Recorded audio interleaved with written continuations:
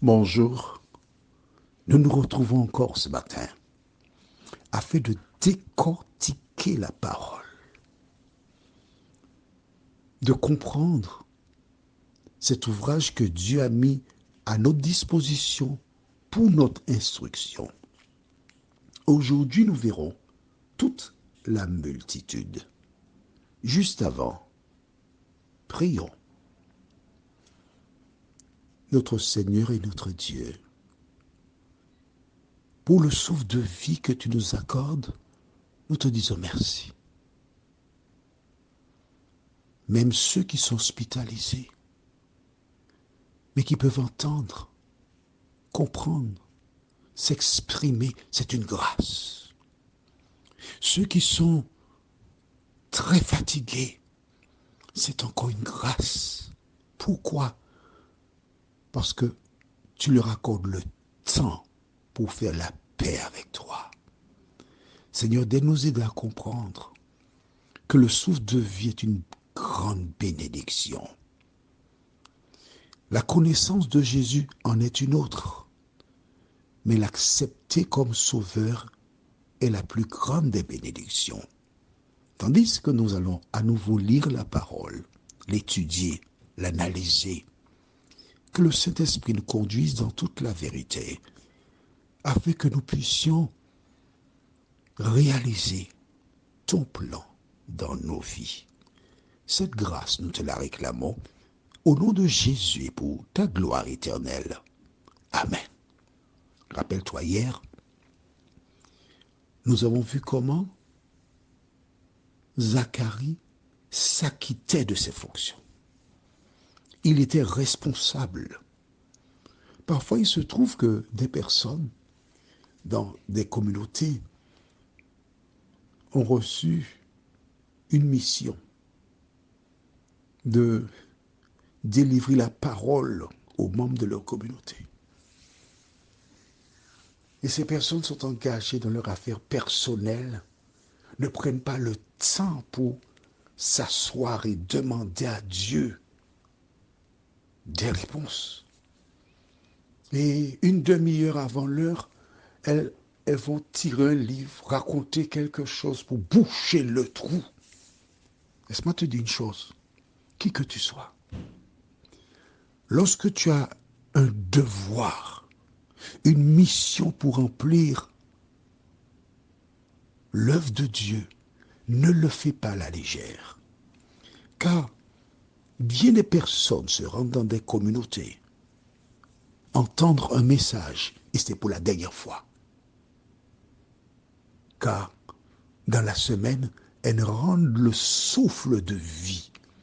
Alors la question que je te pose, toi qui prends la parole dans des communautés, tu vois, moi, je n'ai pas de problème à ce niveau. Je suis libre comme le vent. Mais toi qui te trouves dans des communautés, qui t'adresses aux membres de ta communauté, quelle que soit ta communauté, es-tu certain que ce que tu délivres vient de la part de Dieu? Es-tu certain que c'est Dieu qui t'a donné ce message pour les personnes? Ou bien ta négligence, le laisser aller, t'incite à boucher le trou? Ne rigole pas avec cela. Maintenant, si tu sais que tu n'as pas le temps pour le faire, si tu sais que il y a des choses plus importantes pour toi, quand on vient te demander de délivrer un message, dis non merci, je ne veux pas, je ne suis pas disponible, je ne peux pas. Dis cela. Attends, tu es un adulte, tu as peur de qui là? Que préfères-tu? Faire plaisir aux gens, dire oui, et faire le contraire de ce que Dieu avait prévu? Mais lui, Zacharie, s'acquittait fidèlement. Alors, allons aujourd'hui à nos références, c'est-à-dire les versets 9 et 10. Il fut appelé par le sort, d'après la règle du sacerdoce, à entrer dans le temple du Seigneur pour offrir le parfum. Toute la multitude du peuple était dehors en prière à l'heure du parfum. Amen. Intéressant. Pendant qu'il est entré, que faisait le peuple? Il priait. Rappelle-toi, Jésus a déclaré ma maison sera appelée une maison de prière et vous en faites une caverne de voleurs. Les siècles se sont succédés. Aujourd'hui encore, dans beaucoup de communautés, on a la certitude que c'est une caverne de voleurs. C'est la Bible qui le dit, c'est pas moi. Tu n'as pas lu ça toi-même? Oui, oui. La raison fondamentale pour laquelle le temple, la synagogue, comme tu veux l'appeler, qu'importe, a été créé, c'est une maison de prière pour venir répandre ton âme devant Dieu, présenter ta situation et compter sur sa ou ses réponses. Le peuple est en prière. Mais le sort, est-ce que tu sais ce que ça veut dire? Dans l'Ancien Testament, j'ai été émerveillé. Pourquoi? Car j'ai lu que même pour désigner qui gardera la porte d'entrée, on tirait au sort. La porte du nord, du sud, de l'est, ouest, on tirait au sort. Tout, on tirait au sort. Comment tire-t-on au sort? Eh bien, on va prendre un exemple concret et je vais t'expliquer après. Tu veux bien? D'accord. On va au livre de Actes des Apôtres. Actes, chapitre 1er. Jésus s'est en allé. Il part. Et au départ de Jésus, il y a un trou puisque Judas s'est suicidé. Que s'est-il passé? Nous lisons dans Actes des Apôtres, chapitre 1er, les versets 25 et 26. Pardon, 15 à 26. 15 à 26.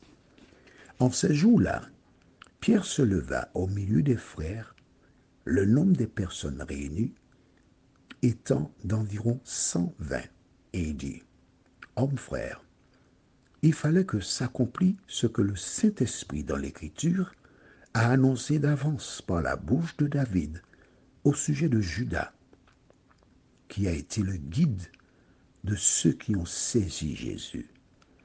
Il était compté parmi nous et il avait part au même ministère. Cet homme, ayant acquis un champ avec le salaire du crime, est tombé, s'est rompu par le milieu du corps, et toutes ses entrailles se sont répandues. La chose a été si connue de tous les habitants de Jérusalem que ce champ était appelé, dans leur langue, Akeldama, c'est-à-dire champ du sang. Est-ce que tu vois que chaque fois qu'il y a un mot inconnu, nous avons c'est-à-dire. Talita Koumi, quand Jésus a dit, jeune fille, lève-toi, maintenant tu vois, Akeldama, c'est-à-dire champ du sang. Cesse de te laisser tromper par des gens. Lorsqu'on parle en langue, il y a toujours une traduction. On ferme la parenthèse, on continue. Verset 20. Or, il est écrit dans le livre des psaumes que sa demeure devienne déserte et que personne ne l'habite, et qu'un autre prenne sa charge. Il faut donc que parmi ceux qui nous ont accompagnés tout le temps que le Seigneur Jésus a vécu avec nous, depuis le baptême de Jean, jusqu'au jour où il a été enlevé du milieu de nous, il y en ait un qui nous soit associé comme témoin de sa résurrection. En clair, une personne, un, pas deux, un, pour remplacer Judas. Parce que Jésus avait institué 12, ils étaient maintenant 11, il fallait de 12e. C'est clair pour toi? Bien. Verset 23. Ils, pluriel, en présentèrent deux, Joseph appelé Barsabas, surnommé Justus, et Matthias. Puis, ils firent cette prière, Seigneur, toi qui connais le cœur de tous, désigne lequel de ces deux tu as choisi, afin qu'il ait part à ce ministère et à cet apostolat que Judas a abandonné pour aller en son lieu. Ils tirèrent au sort, et le sort tomba sur Matthias, qui fut associé aux 11 apôtres. Comment tire-t-on au sort? J'ai dans mon porte-monnaie deux petits bouts de papier. Sur un marqué oui et sur un autre est marqué non. quand je dois prendre des décisions importantes. Écoute ça bien. Écoute, hein. Je prends les 2 papiers qui sont pliés, je les mets dans un sachet, je secoue le sachet, après avoir prié, je dis Seigneur, dis-moi ce que je dois faire. Alors la question exacte, hein, est-ce que je dois acheter cette voiture-là?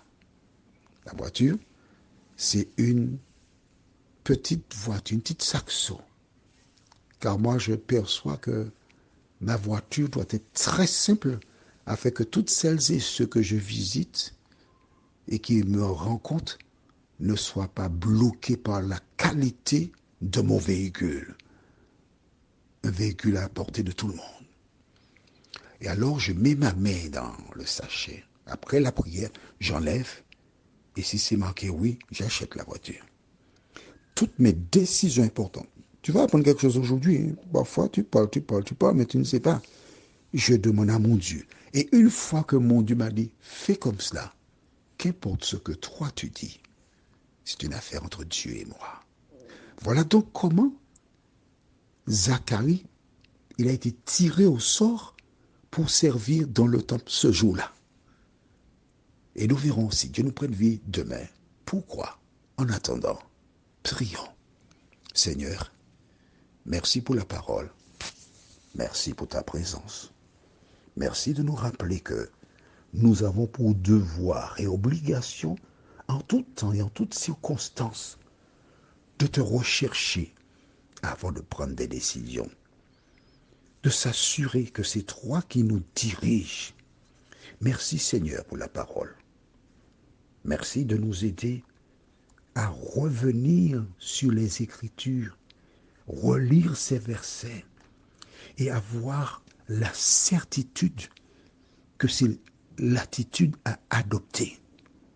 Merci Seigneur de nous entendre et de nous diriger. Nous t'avons prié au nom de Jésus et pour ta gloire éternelle. Amen. Je te souhaite une bonne journée et nous nous retrouvons demain, si Dieu nous prête vie.